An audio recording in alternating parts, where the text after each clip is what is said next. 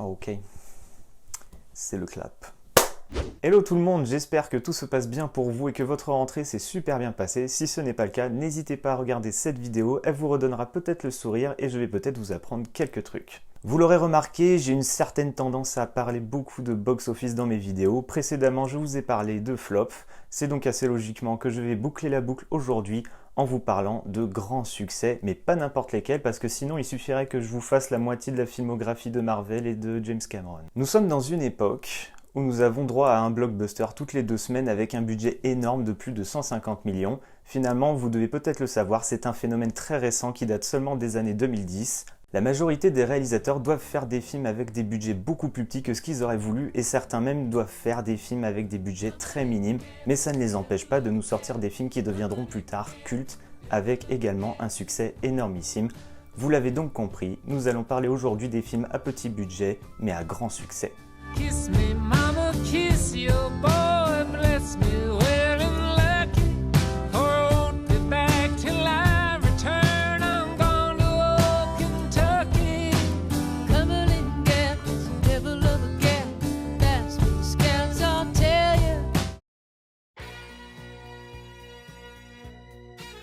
Nous le connaissons tous, c'est un grand classique, il a révélé John Travolta au grand écran et il a même fait rêver beaucoup de femmes avec sa coupe de cheveux ultra sexy.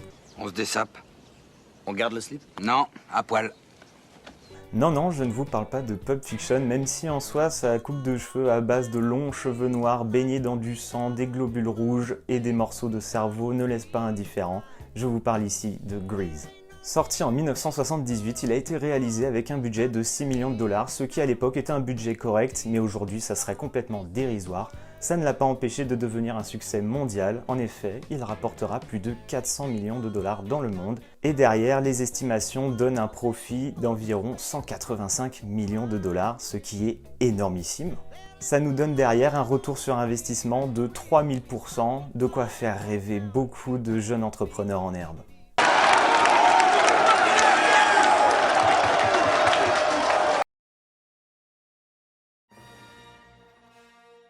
On va rester sur un film célèbre qui a révolutionné le cinéma de la science-fiction.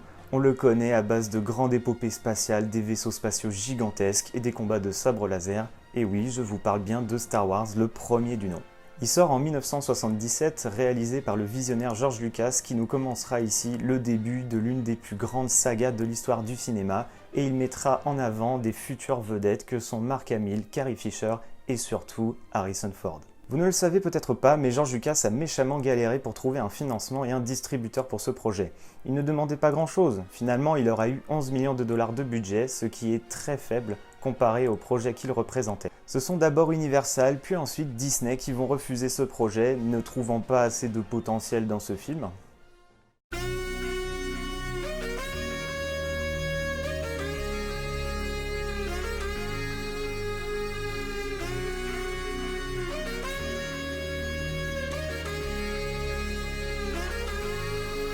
C'est donc finalement la Fox qui s'est rangée du côté de George Lucas, et ils ont peut-être bien fait puisque le film a donné un box-office de plus de 775 millions de dollars dans le monde. Il a juste pété tous les records de l'époque, y compris celui de plus grand succès de tous les temps qui était détenu jusque-là par Les Dents de la Mer qui avait rapporté 470 millions de dollars. Derrière, on peut se dire que les studios rivaux qui ont refusé ce projet ont dû s'en mordre les doigts. Votre manque de foi me consterne. Après coup, on peut peut-être se demander s'il n'y a pas un petit message subliminal dans cette scène. Mais bon, après, il y en a bien un qui s'est rattrapé, vous croyez pas?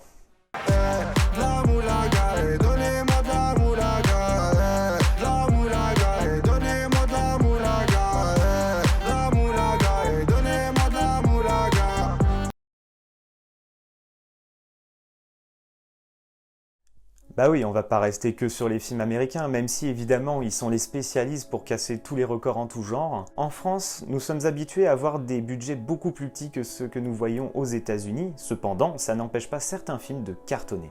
Intouchable, réalisé par Olivier Nakache et Éric Toledano, est, comme vous le savez, devenu le 2e film français ayant réalisé le plus d'entrées en France de toute l'histoire, se plaçant juste derrière Bienvenue chez les Ch'tis avec 19,4 millions d'entrées. Réalisé avec un budget modeste de l'équivalent de 11 millions de dollars, il rapportera, tenez-vous bien, dans le monde entier plus de 430 millions de dollars et il atteindra derrière une rentabilité de 230 millions de dollars net, de quoi financer directement The Dark Knight Rises si Gaumont l'avait voulu.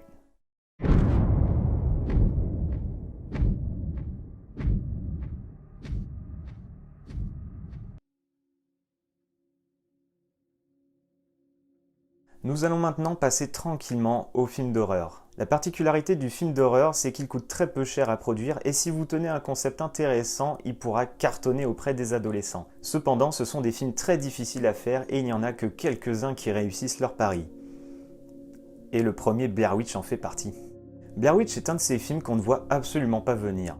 La plupart des films expérimentaux dans ce genre deviennent des ovnis qui finissent par être oubliés. Mais lui, il a marqué l'histoire. Le film a été tourné en à peine une semaine avec des acteurs recrutés via de la pub et le film se basait quasiment entièrement sur de l'improvisation. Son budget de tournage était de seulement 50 000 $. Ouais. Budget de tournage 50 000. Tout à fait banal, me direz-vous. Et si on rajoute derrière le budget donc pour la post-production, on arrive à un total de 500 000 $. Voilà, aujourd'hui c'est banal de faire un film à plus de 100 millions. Blair Witch est arrivé, ils ont dit 500 000, ça suffit. Malgré son petit budget, le film est devenu un succès international et rapportera un petit box-office tout mignon de 250 millions de dollars. De quoi faire plaisir à son distributeur qui avait acheté les droits de diffusion du film pour un petit million de dollars. Ils se sont remplis les poches.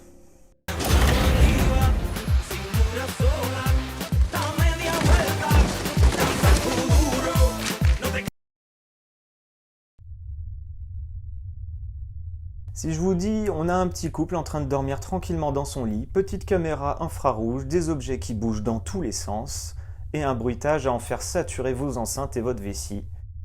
Et oui, c'est Paranormal Activity. Sorti en 2007, donc finalement assez récemment, il propose un concept assez ingénieux qui va faire un carton. Après, en soi, c'est peu coûteux à faire, il suffit d'attacher tous les objets à des fils et de les tirer discrètement. Cependant, je ne m'attendais pas spécialement à apprendre qu'il avait eu un budget de tournage de 15 000 $. Encore moins que Blair Witch.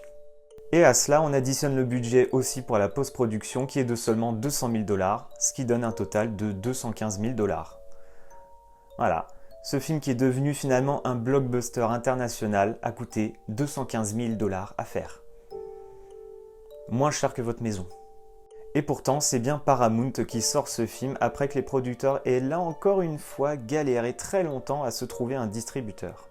Et ils ont été assez visionnaires puisque en partant d'un film de seulement 215 000 $, ils ont fait un petit box-office de 190 millions de dollars dans le monde et un petit profit situé quelque part entre 80 et 90 millions de dollars. Autrement dit, ils se sont fait bien plaisir.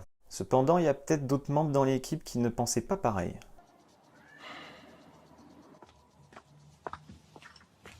Ah la vache! Ah oui, elle dégage, hein. Attends, vous avez même qu'est-ce que vous faites? Derrière, évidemment, le studio va lancer une grande saga qui compte aujourd'hui déjà plus de 6 films et un box-office combiné de 900 millions de dollars face à un budget combiné de 28 millions de dollars. On n'est pas étonné d'apprendre qu'il y a un 7e film en préparation. La recette est toujours bonne. Allez, je suis gentil, je vous mets un petit film bonus parce qu'il mérite de continuer de faire parler de lui celui-là. Il a fait fureur à sa sortie pour son concept style horreur, sa réalisation extraordinaire, mais surtout le traitement du racisme aux États-Unis. Et oui, c'est Get Out. Pour sa première réalisation, Jordan Peele emmène tranquillement son film vers les Oscars et il repart au plus grand des calmes avec l'Oscar du meilleur scénario original qui est l'un des Oscars les plus prestigieux. Mais il nous fait aussi derrière un petit truc de malade en partant avec un tout petit budget de 4,5 millions de dollars. Pour la comparaison, en France, qu'est-ce qu'on a fait au bon Dieu? Ça coûte 20 millions. Moi je pense que la question elle est vite répondue. Ça n'empêche pas Get Out de devenir un succès énorme et surtout aux États-Unis car il rapportera au total plus de 260 millions de dollars. Ce sera tout pour aujourd'hui mes chers amis, j'espère que cette vidéo vous a plu et si c'est le cas, comme d'habitude, n'hésitez pas à liker, commenter et partager. Pensez encore une fois, si vous n'avez toujours pas fait, à venir nous suivre sur tous les réseaux sociaux. Oui, toi. Tout de suite. Tu viens nous suivre. Facebook, Twitter, Instagram. Immédiatement. Ne t'inquiète pas, ça va bien se passer. Mais l'essentiel, c'est prenez soin de vos familles, c'est très important. Allez, bisous!